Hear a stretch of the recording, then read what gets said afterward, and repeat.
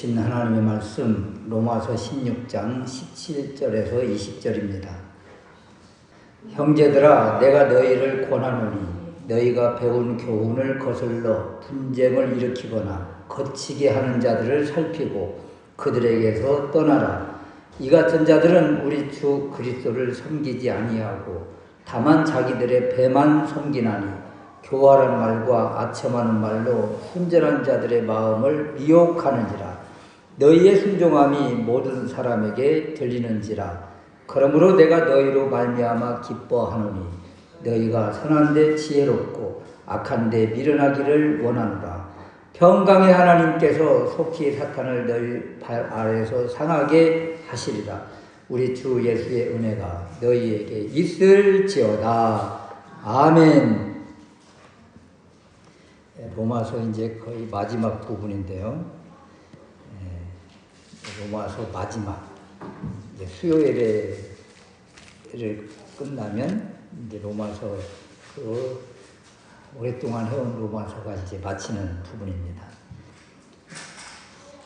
사도 바울은 지금 로마서라는 위대한 서신을 마무리 이렇게 하면서 그 마지막 순간까지 그 로마 교회를 향해서 한 가지 또 간곡히 부탁을 드리는 모습입니다. 오늘 본문은 교회의 마지막 그 인사말 속에서 갑작스럽게 또 경고를 주는 거예요. 그래서 마지막까지 이렇게 마음을 못 놓고 있는 그 사도 바울의 그 절절한 마음이 이렇게 보여지는 거죠. 그래서 은혜의 복음을 받은 성도는 로마서가 오직 복음, 오직 예수 그리스도, 오직 믿음 이런 말씀인데 이런 말씀을 받은 성도는 반드시 그 은혜를 노리는 거짓이 있다는 거예요. 그래서 이 은혜를 무너뜨리게 하는 그 거짓들을 분별할 줄 알아야 되고 그들과 싸워야 된다. 또 우리를 호시탐탐 우리의 믿음을 무너뜨리는 자들이 있다는 것을 늘 경각심을 가지고 살펴봐야 된다. 이런 것입니다. 그래서 첫 번째 우리에게 주시는 메시지는 교회를 분열시키는 자들을 분별해야 되겠다. 공동체를 무너뜨리려고 하는 자들을 잘 살피고 분별해야 된다. 17절 말씀에 보면 형제들아 내가 너희를 권하노니 너희가 배운 교훈을 거슬러 분쟁을 일으키거나 거치게 하는 자들을 살피고 그들에게서 떠나라. 여기 살피라고 그러잖아요. 살펴라. 그냥 헐깃 보는 것이 아니라 궁수가 관역을 노려보듯이 겨누듯이 목표물에서 눈을 떼지 말라는 거죠. 지속적으로 주의를 기울여라 이런 거예요. 그래서 바울은 지금 성도들에게 눈을 부릅뜨고 계속 살피고 지켜봐야 될 것이 있다. 그 대상이 누구예요? 오는 사람을 이렇게 딱 하마다 이렇게 살피면 그 사람이 어떻게 정착을 할 수가 있겠어요? 그러니까 살피는 대상을 분명히 해야 되는데 그 대상이 누군가 하면 분쟁을 일으키는 자들입니다. 분쟁을 일으키거나 거치게 하는 자들, 이런 사람들을 살피라고 했잖아요. 그래서 분쟁을 일으키는 사람을 예의주시하면서 잘 살펴야 된다. 또 거치게 하는 것, 거치게 하는 사람들, 이런 사람은요, 우리가 넘어지도록 무슨 올무를 놓고 미끼를 던지는 이런 사람들이에요. 그리고 의도적으로 덫을 놓아서 믿음의 사람을 걸려 넘어지게 하는 자들, 이런 자들을 예의주시하고 살펴야 된다. 그렇다면 분쟁하는 자들, 거치게 하는 자들, 또 우리를 교훈을 거슬려서 분쟁하게 하는 이런 사람들을 무엇으로, 어떤 기준으로 살펴야 되는가? 어떤 기준으로 저 사람이 잘한다, 못한다, 위험하다, 이런 것들을 살펴야 되는가? 다른 것 아닙니다. 17절 말씀에 너희가 배운 교훈, 우리가 배운 사도적 교훈, 말씀이죠. 복음이죠. 이것이 그 분별의 잣대라는 거예요. 기준이라는 거예요. 그래서 이 기준에 떨어진다. 이 기준을 통해서 우리가 배운 사도적 교훈, 말씀을 통해서 이 사람 잘못됐다. 이런 결론이 나오면 어떻게 하라고요? 떠나라고 합니다. 떠나라. 그런 사람들에게서 떠나라. 우리 생각은 어떻게 했으면 좋겠어요? 맞서 싸워서 그 사람을 내쫓아야죠. 이것이 정상이잖아요. 이렇게 해서 그 공동체를 지켜야 되는 거잖아요. 그런데 사도 바울은 떠나라고 그래요. 떠나라. 그러니까 오늘날 우리 교회의 모습과 사도 바울 시대의 교회의 모습이 다릅니다. 그때 당시는요, 왜 사도 바울이 힘없이 그 잘못된 사람이 보이면 싸워서 교회를 지켜야 되는데 왜 떠나라고 했을까? 그것은요, 논쟁하고 서로 분쟁하고 싸우고 다투지 말라는 거예요. 왜냐하면 로마 시대를 알잖아요. 글라우디오 황제 때 로마에서 어떤 일이 벌어졌습니까? 유대교가 되었든 그리스도교가 되었든 아무튼 유대인들은 다 떠나라 그랬잖아요. 유대교와 기독교 간에 이 다툼이 계속 일어나니까 그냥 유대인들은 다 그냥 색출을 해서 떠나게 하자. 그래서 아예 발도 못 붙이게 한 전례가 있었잖아요. 그래서 사도 바울이 교회 안에, 공동체 안에서 분쟁, 다툼, 큰소리 나는 것들을 아주 지금 조심해야 하는 그런 모습을 보입니다.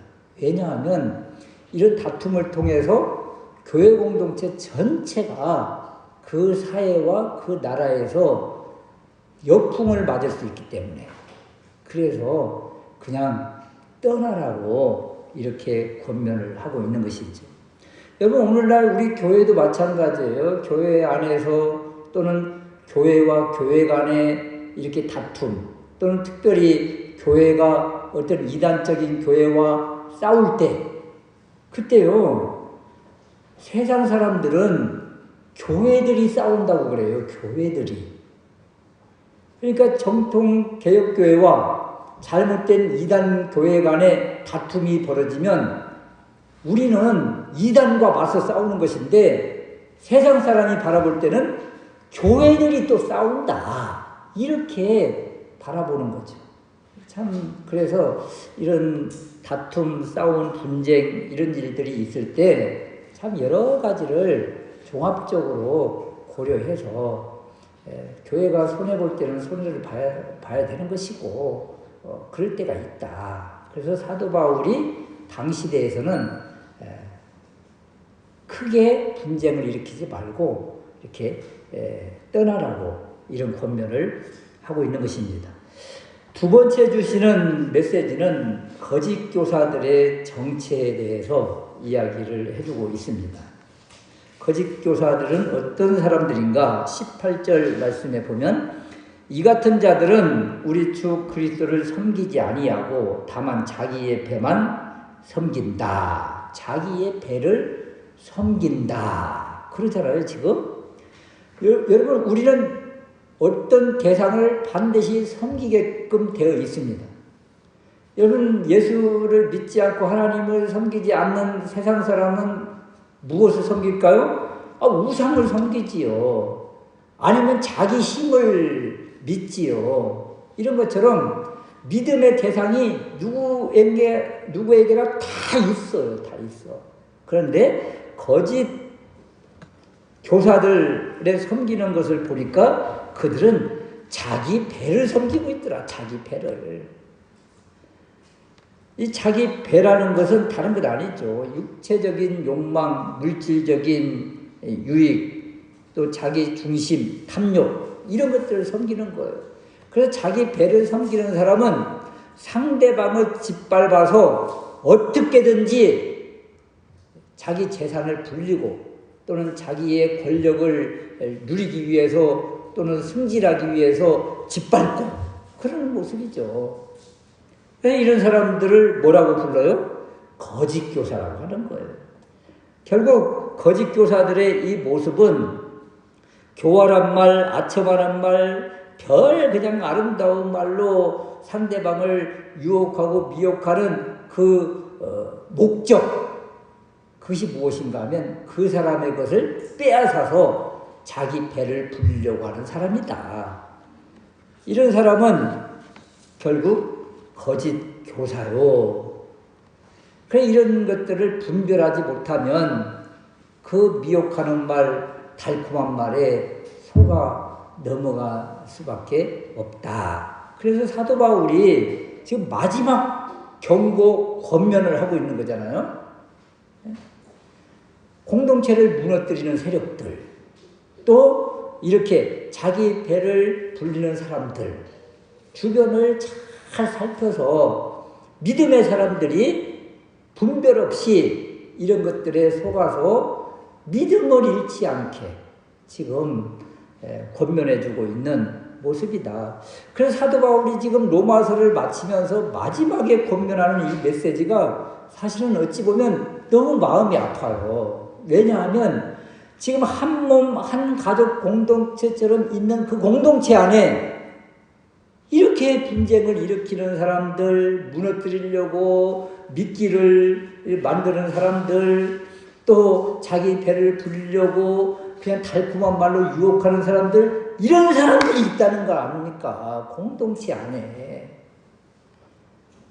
그래 이런 사람들로부터 속임을 받고 넘어지면 그동안 그렇게 모든 것을 다 손해를 감수하고 예수를 믿는 그리스도인이 되었는데 그 다음에 이렇게 무너졌을 때의 그 상처와 아픔, 또 이것을 회복하려고 할 때에 얼마나 큰 대가 지불이 또 필요합니까? 그래서 그들로부터 넘어지기 전에, 그들의 다툼으로부터 또 패배하기 전에 지금 간절히 이런 분별을 하라고 경고, 권면해주고 있다. 이런 것입니다. 세 번째는 또 우리에게 부탁하는 것인데 그것은 선한 데 지혜롭고 악한 데는 미련하라고 합니다. 19절 말씀인데 너희의 순종함이 모든 사람에게 들리는지라 그러므로 내가 너희로 말미암아 기뻐하노니 너희가 선한 데 지혜롭고 악한 데 미련하기를 원한다. 지금 사도 바울이 우리에게 부탁하는 것이잖아요. 선한 데, 좋은 일, 복음이 있는 곳, 이곳은 지혜롭고 그곳은 집중하고 악한 데, 이 악한 일이라는 것은 다른 것 아니잖아요. 뭐 이단 사상들, 잘못된 것들, 또 교회를 분쟁 일으키는 그 파당들, 이런 것들에 대해서 섞이지 말라. 순전하라는 것은 또 미련하기를 원한다는 것은 그들과 짝짝꿍 하나 되지 않고 그들로부터 나오라는 거예요. 나오라. 그들에게 섞이지 말라. 이런 것이죠. 사도 바울은 마지막까지 그 믿음의 사람 그리스도인들을 지금 얼마나 염려하고 있는지 이 모습이 보이고, 그래서 사도 바울의 마지막 이런 권면의 경고의 모습들을 바라보면 아비가 자녀들에게 하는 것처럼 노심초사하는 모습이 지금 이 마지막 지금 로마서 마치는 모습에서 보여주고 있는 거예요. 그러면서 선한데 지혜롭기를, 선한 일에 능숙하기를, 그리고 악한 일에는 아예 섞이지 말고 달아보지도 말고 미련도 두지 말라고 간곡하게 지금 권면하고 있다. 그러면서 사도 바울이 마지막 이제 하나님을 소개를 하는데, 그 하나님이 어떤 하나님인가 20절 말씀에 보니까 평강의 하나님께서 속히 사탄을 너희 발 아래서 상하게 하시리라. 평강의 하나님께서 은혜를 주신다. 평강의 하나님께서 은혜를 주신다는 것은 어떤 은혜를 주실까요? 평강의 하나님이 주시는 것이 무엇이겠어요? 평강이죠. 평강. 평강의 하나님께서 이렇게 몸부림치면서 믿음을 지키는 그리스도인에게 주시는 최고의 복은 평강입니다. 평강. 평강의 하나님께서 평강을 주십니다. 이 평강은요, 다른 것이 아니에요. 사탄을 너희 발 아래서 상하게 하시는 것처럼 우리를 괴롭히고 우리의 믿음을 무너뜨리게 하는 그 대적을 하나님께서 물리쳐 주시고 우리에게 승리를 주신다. 이제 우리의 대적이 없어지고 사라진다. 이것처럼 큰 복이 어디가 있습니까? 우리를 늘 괴롭히는 대적이 어느 순간에 싹 사라질 때, 그때 우리에게 참된 만족과 기쁨과 평강이 임하는데, 그것은 끝까지 믿음을 지키려고 몸부림치는 자에게 주시는 평강의 하나님께서 주시는 평강의 복이다. 그래서 마지막까지 어떠한 일에도 흔들리지 않고 굳세게 예수 그리스도를 붙잡고, 또 주님께서 주신 말씀, 또 사도들을 통해서 주신 이 복음, 이 하나님의 말씀을 붙잡고 나아갈 때 그 사람에게 주시는 평강의 복을 삶 가운데서 받아 누리는 우리 모두가 될 수 있으시기를 주님의 이름으로 축원합니다. 아멘.